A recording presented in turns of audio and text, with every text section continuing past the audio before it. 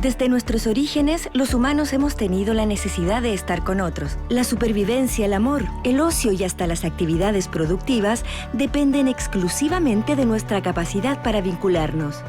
Algunos dicen que estamos programados para eso. ¿Será cierto? ¿Qué tanto sabemos sobre estos vínculos? Daniela Aldoney es psicóloga e investigadora sobre temas de apego y regulación emocional. Y junto a Jaime Silva, también psicólogo, experto en problemáticas de estrés y regulación emocional, quieren invitarnos a responder si es cierto o no que hemos nacido para conectarnos.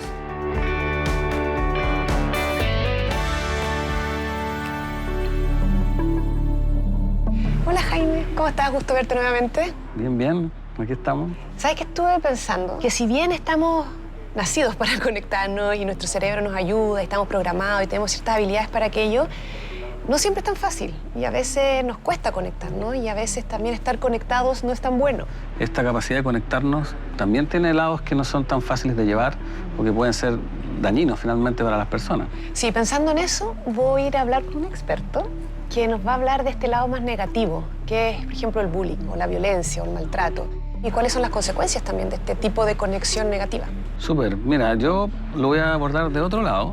Voy a tratar de tomar el lado positivo, que es la colaboración. Mirar, en el fondo, la dimensión más completa de esta capacidad que tenemos de conectarnos y cómo a veces, ¿no es cierto?, tiene aspectos que favorecen a las personas y otras veces tiene aspectos que, en realidad, nos dañan o nos producen sufrimiento. ¿Vamos? Vamos a ver.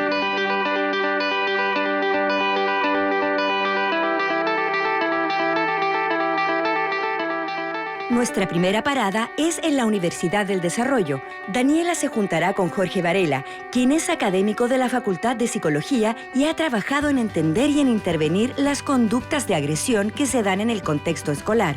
Para empezar, es importante definir y diferenciar las conductas agresivas. El ser vivo, el ser humano, si no fuese lo suficientemente agresivo, quizás otra especie hubiese pasado, ¿cierto?, por sobre la especie humana y se transforma en sí mismo en un comportamiento natural. Ahora, hay subtipos de conductas agresivas. Una específica se llama el acoso escolar o el famoso bullying, que tiene mucho impacto mediático. Se caracteriza por ser una agresión intencionada, ser repetitiva, ser sistemática, pero en particular es ser unidireccional con la víctima. Otro tipo de agresión sería la violencia, que se caracteriza como un tipo de agresión extrema, habitualmente física, y que la clasificamos como violencia muchas veces cuando vemos esas consecuencias más visibles. Hay intención de la agresión, pero lo que más nos preocupa tiene que ver con los artefactos físicos que hay de por medio y muchas veces las consecuencias. Hay un tercer tipo de agresión, que es el ciberacoso o el cyberbullying, que tiene atributos tan específicos del ciberacoso que es imposible homologarlo a otro tipo de acoso, como un sobrenombre en la sala de clase. Porque si yo miro el ciberacoso, por ejemplo, y yo subo subo un video tuyo, ¿cuántas veces lo hice? ¿Lo hice una sola vez o lo hice 1.000.000 de veces? Es distinto que si yo te digo un sobrenombre una vez en la sala o si estoy todos los días diciéndote un sobrenombre en la sala. En el ciberacoso, ¿cómo lo calculamos? Claro, además se dispersa de una manera increíble y ya no hay control en No hay algún control, momento. la audiencia es ilimitada o es irreconocible la audiencia. Hay otro atributo que se llama la desinhibición de la agresión, Claro. que es un mecanismo cognitivo que plantean que cuando es presencial hay cierto pudor. Sí. Cuando hay una pantalla, cuando hay una red social entre medio, algunos plantean que eso desinhibe ciertas conductas de las personas. ¿Y hay alguna manera con que se metan a las redes e investiguen qué está pasando directamente en las redes o eso todavía es muy Hay futurista? proyectos, pero el problema es que están todos parados todavía por comités de ética. Me imagino, Porque sí. en el fondo tú tienes que tener, cuando investigas con las personas, niños, niñas, adolescentes, velar por el debido proceso de todos los sujetos. Y esto tú decías que causa tanta conmoción también por las consecuencias que tiene. Y de esto que tú me hablabas de la agresión, del acoso, de la violencia, ¿también tiene diferencia en cómo afectan a la persona que recibe esta Efectivamente, lo que nos preocupa es que hay consecuencias en el corto, en el mediano y en el largo plazo. En el corto plazo, temas ansiosos, por ejemplo, son muy evidentes. En la sala de clase, el sentirse inseguro. Fíjate, un niño que se siente inseguro. Y tiene que ir al colegio Viene todos los al días. colegio todos los días y la fuente de esa inseguridad está sentada al lado de él. Si estás ansioso, silencioso por mucho tiempo, eso genera y acarrea otro tipo de consecuencias, problemas internalizantes y externalizantes, por ejemplo. Que es depresión, que son eso puede acarrear conducta, otros síntomas o síndromes más complejos en salud mental, ¿no? Como depresión, por ejemplo, ideación suicida, que son los casos más extremos. Y en general se han visto como dos outputs, que nunca en Chile solo ha pasado uno, pero se han visto dos grandes outputs. Uno, que es el más tradicional, que es depresión, y que adolescentes que lo están pasando muy mal toman la decisión de quitarse la vida. Y en otros contextos, sobre todo norteamericanos, estadounidenses en particular, algunas víctimas de acoso escolar crónico, que ha combinado con porte de arma, se han transformado en tiroteos escolares. Claro, que todavía no... Columbine y muchos de los otros, si uno hace un review de todos los que fueron los que cometieron estas matanzas escolares, en general eran outsiders, que les llaman, eran chicos que no estaban en el sistema, estaban en el sistema escolar, pero eran aislados por el grupo. Entendiendo que las conductas de agresión son una cara de lo que puede ocurrir en la sala de clases, Jaime se reunirá con Vivi Ochman, psicóloga educacional quien trabaja en temas de bienestar y convivencia. Con ella queremos conocer la otra cara de estar en permanente contacto. Hablamos de la colaboración. Como yo entiendo la colaboración es como una práctica cultural. Y al pensarla en una práctica cultural es algo que pasa en un contexto y que incluye como las experiencias de las personas en esta interacción.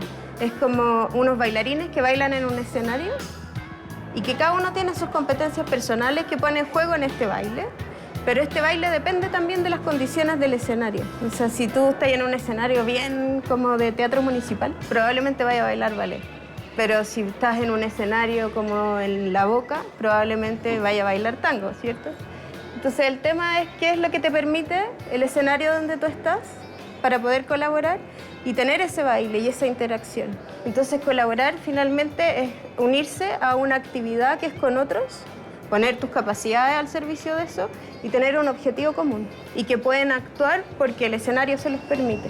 Oye, y cuéntame, ¿hay algunos factores, contextos que faciliten la colaboración y otros que, por ejemplo, la dificultan? ¿Hay algo que nosotros podamos como controlar para mejorar la colaboración? Sí, yo trabajo en educación y pasa que en los colegios en que los niños son muy partícipes es cuando los dejan hacer cosas que tienen que ver con sus intereses personales. Y ahí es más probable que quieran colaborar con otros, que quieran trabajar en eso porque es un tema que es de su interés y que les gusta. Distinto es cuando te invitan a hacer una colaboración, pero realmente no eres parte de la actividad. O sea, lo que facilita la colaboración es que de verdad haya un cambio. Que de verdad lo que yo diga sea importante, que de verdad el otro me escuche y construya a propósito de lo que yo digo. Lo que sucede en la colaboración es que se hace una construcción colectiva. Si no haces eso, si la colaboración consiste en juntar pedazos y no construir juntos, es una colaboración que tampoco te motiva, que tampoco te dan ganas de ser parte de eso. Oye, y en educación, ¿cómo se puede equilibrar tener, por ejemplo, un plan de estudio, un currículum, ¿verdad?, donde hay que ver ciertas materias, con esta idea de que también tenemos que, de alguna forma, representar las necesidades, los intereses de las personas, los estudiantes?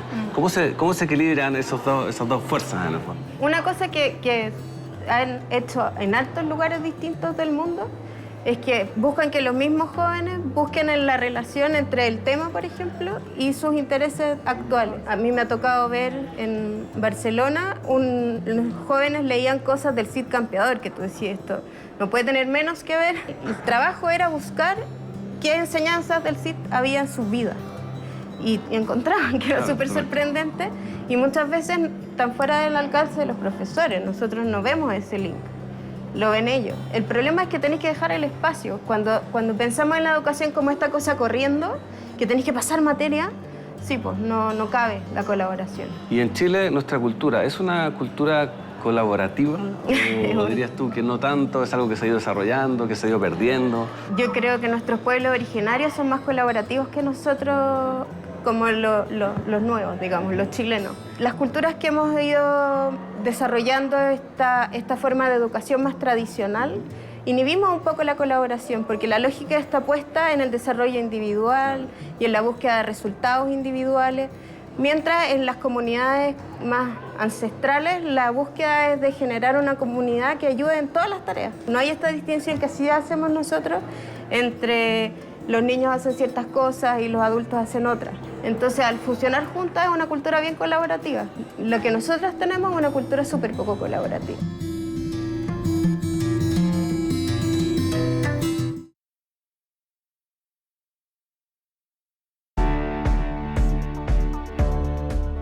Volvemos con Jaime y Vivi, quienes siguen hablando sobre la colaboración. Ya vimos la importancia de esta en el desarrollo social de las personas, pero ¿qué provoca a nivel individual el estar expuesto a situaciones de colaboración? Estar en ambientes colaborativos se conecta con estar de mejor ánimo, de tener un sentido de bienestar mayor.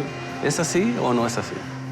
Es así si uno siente que es parte de y aporta a esa comunidad. Hay una teoría sobre qué es lo que te moviliza a la acción, y una de las cosas que te moviliza es sentirte parte de la comunidad, es sentirte aporte, sentir que tus competencias están siendo jugadas dentro de una actividad.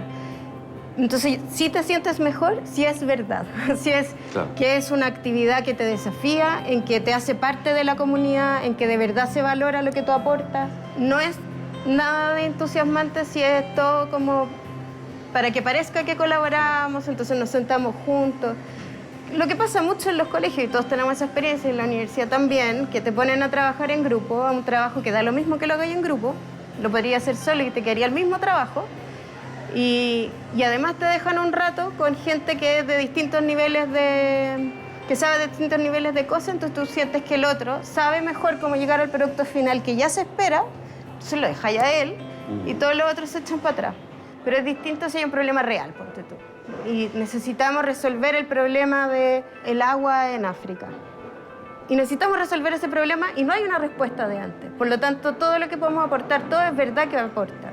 Y entre todos podemos construir de verdad ese espacio.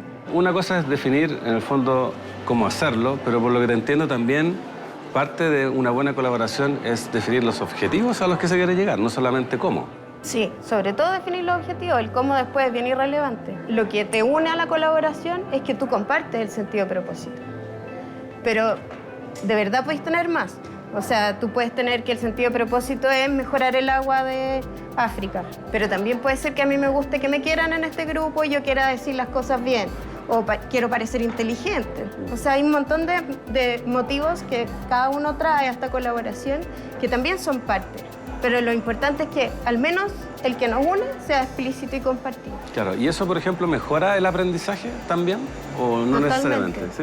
Totalmente. Lo que se ha visto es que no lo mejora tanto en el corto plazo. O sea, como que tú podrías aprender las fechas de historia igual, en las dos cosas. Pero en el largo plazo hay una diferencia importantísima. O sea, cuando lo hiciste de a uno, con la metodología tradicional, en el largo plazo se olvida casi todo. Mientras cuando lo hiciste en una actividad colaborativa, con significado, es raro que te olvides. ¿Tú crees que en Chile existe la conciencia de la importancia de la colaboración en educación? ¿Es algo que tenemos que seguir difundiendo? ¿Es algo que se necesita todavía cambiar, promover, generar condiciones distintas? Yo creo que hay conciencia que sería importante, no se entiende mucho cómo se hace y es súper contrasistémico con otras presiones del sistema. Entonces, cuando uno lo piensa en esta figura de los bailarines, nuestro escenario es poco colaborativo, en que evaluamos a los niños por el CIMSE de a uno, en que los profesores son evaluados de a uno, ahora se han ido poniendo algunas cosas más colaborativas, pareciera que el contenido es demasiado más importante que el desarrollo integral.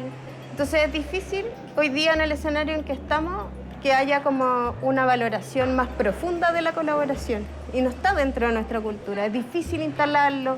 Instaláis la hora, por ejemplo, dices ya, vamos a hablar 2 horas de esto, pero tiene que ser intencionadamente, tiene que ser con un plan, tiene que ser con algo que vas a desarrollar. Pues si no, la tendencia natural es a la administración y a los niños que se portan mal. No es parte de nuestra cultura hoy día, pero yo creo que hay conciencia que sería bueno que lo fuera. Habiendo entendido todos los factores positivos que genera la colaboración en la sala de clases, volvemos con Daniela y Jorge para intentar conocer qué futuro les espera a esos niños que han sufrido violencia y cómo desde nuestras escuelas y casas podemos intervenir. Es súper interesante visualizar como el efecto de esto y por ende la intervención, Exacto. la importancia del mediano y largo plazo, porque en el fondo no está solo resolviendo que un adolescente respeta a su compañero en la sala. Eso va a impactar en cómo vamos a convivir unos con otros en otros momentos de la vida. Incluso Los adultos del futuro van a estar cada vez más interrelacionados. Y aprender a convivir con otros virtualmente va a ser una competencia básica, tal como convivir en la fila para un banco, para entrar al supermercado. ¿Y cómo es también ahí el mensaje que puede dar tanto la familia, como tú dices que el ciberacoso tal vez es pensado que es algo más de familia, pero también en el acoso escolar, la escuela, como qué mensaje da? Porque si yo soy el que agredo y no pasa nada, o yo soy la víctima y tampoco pasa nada, la sensación de que esto es normal o de que esto está permitido debe quedar también marcada como para el futuro y para el entorno. A ver, en la escuela hay estudios que han mostrado eso directamente cuando la escuela no responde, minimiza el fenómeno o simplemente no reacciona, tiende a haber más subregistro y tiende a haber más victimización. Y hay un efecto directo en cuán serio se toma esto en la escuela o no respecto a lo que pasa, ya sea para las denuncias como también para la prevalencia de este comportamiento. Un elemento hoy día que es muy difícil de atajar es con el sistema familiar. Si tú hablas con la familia, hoy día está esta idea de que se trajo al colegio que este niño aprenda a convivir con otros. Y de alguna manera es como lo abandonan ahí, usted haga que este niño sea mejor en la vida. Y en realidad eso no solo es injusto, es impreciso, y eso muchas veces genera que para el colegio sea mucho más difícil intervenir. ¿Por qué? Porque si ese adolescente escucha mensajes contradictorios. Yo hay muchos estudios que son cross-seccionales en su mayoría, pero hemos identificado un montón de factores de riesgo, pero también factores protectores. Apego al colegio, las normas en las salas de clase, vínculos con un compañero. Todo eso pueden transformarse en factores que modifican estas trayectorias problemáticas. ¿Cómo funcionan las intervenciones? ¿Qué resultados has visto tú? ¿Por dónde se puede trabajar este tema?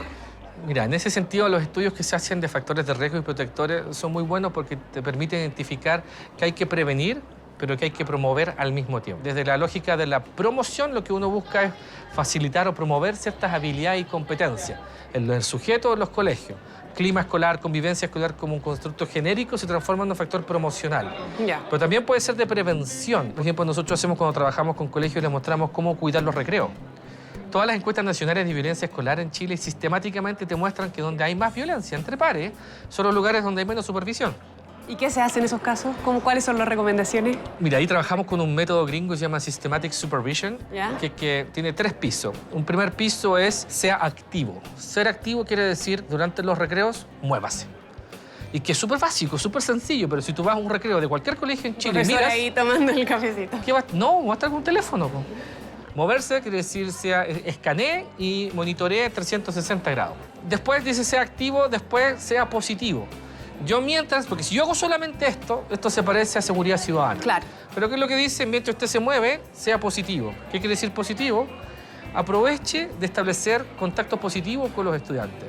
¿Por qué? Porque en la gestión del clima escolar hay un supuesto negativo que tenemos históricamente, que es que la gestión del clima está circunscrita a buscar problemas. Si yo solo estoy buscando problemas de conducta, solo problemas de conducta voy a ver en un colegio. Entonces, lo que te promueven estos programas, que vienen de otros paradigmas también de intervenciones, que es cuestionar esa racionalidad de las intervenciones. Entonces, mientras usted se mueve, interactúe con los estudiantes, salúdelos, pregúnteles cómo están, sonría, interactúe positivamente con ellos, refuércele cierta conducta. Haga estas 2 cosas. Y el último nivel tiene que ver con responder adecuadamente. Cuando un alumno ya hay una situación problemática porque no responde a este refuerzo positivo, tampoco, ¿cierto?, exagere, no grite, no pierda el control. Entonces, por ejemplo, eso es una manera de ver esto a nivel de todo el colegio. Y dar herramientas concretas, sí, tampoco es una herramienta súper concreta para el colegio. Hay un método que se viralizó años atrás de Anatol Pikas, que es un psicólogo suizo, que instala una lógica de justicia restaurativa y que es muy interesante porque en el fondo toma los principios de justicia restaurativa en donde el que agreda a un compañero, una vez que reconoce esto, lo que se intenciona, más que la sanción, más que sacarlo del colegio, es que él ahora en adelante tiene un semestre para reparar lo que hizo con su compañero o su compañera. En general requiere que uno esté mediando esas acciones durante un semestre completo. A mano una reparación, esto es cuando los niños se pelean ya y pídale perdón a su compañerito. Claro, no es tan fácil como eso, claro. o casos peores cuando dígame, apúntame con el dedo quién fue. ¿Y cuáles son, por ejemplo, cuando uno interviene y es exitoso? ¿Cómo es esa nueva escuela? En general, lo que uno identifica es que baja la prevalencia en promedio del reporte de víctimas, de agresores, se mejora el reporte de la percepción de valoración del clima, de aula y del nivel del colegio. En promedio incide el mejor rendimiento académico. Algunos programas que hicimos años atrás nosotros mirábamos los envíos a inspectoría y bajaba la cantidad de envíos a inspectoría por día promedio por mes y veíamos que una curva descendente a lo largo del año y el año 2 era mejor y el año 3 era aún mejor. Esas son las mediciones que tenemos nosotros. Podríamos mirar mediciones ¿cierto? A lo largo del tiempo y podríamos encontrar efectos también ¿cierto? Que se sostengan en el tiempo, ya sea de esa intervención o de otras. Y aquí hablamos un poco más de las víctimas o de los victimarios, de los alumnos, pero ¿qué pasa esto también con los docentes que están viviendo eso? Me imagino que se habla de que ser docente ya es bastante desgastante, me imagino si está en esta situación en el aula. ¿Cómo lo viven ellos? Es un súper buen punto pensar en nuestros profesores por distintas razones. La primera porque tienden a estar invisibilizados en todo eso y estamos pensando en el alumno, en el alumno, en el alumno. Pero en realidad el motor de cambio de esto son nuestros docentes. Y en distintos sentidos, en términos de generar conciencia frente a este tema, que hace 15 años la discusión era esa. Que reconozcan que había situaciones que pasaban, que ellos tenían que ver y que pasaban con sus estudiantes. Hoy día la discusión es cómo yo ayudo a esos docentes a intervenir, a prevenir o a apoyar a estudiantes que están pasando mal en una sala de clase. Estamos enfrentando desde la pandemia, los datos que tenemos nosotros, altos niveles de estrés en nuestro cuerpo docente. Hicimos estudios en Chile y en América Latina en donde veíamos cómo el estrés docente le pegaba directamente a menor bienestar, por ejemplo, y eventualmente a más tasas o licencias médicas. Entonces es muy importante identificar cómo están tus profes. Están en términos de salud mental, no solo de competencias, de conocimientos y habilidades, sino también a nivel de salud mental de los docentes, porque es complejo enseñar. Hay un supuesto de que es fácil enseñar.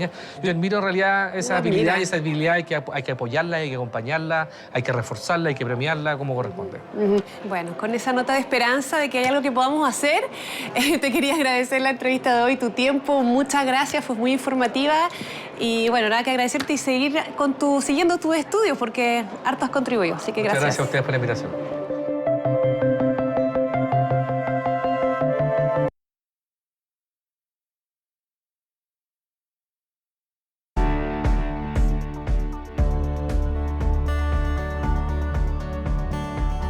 ¿Cómo te fue?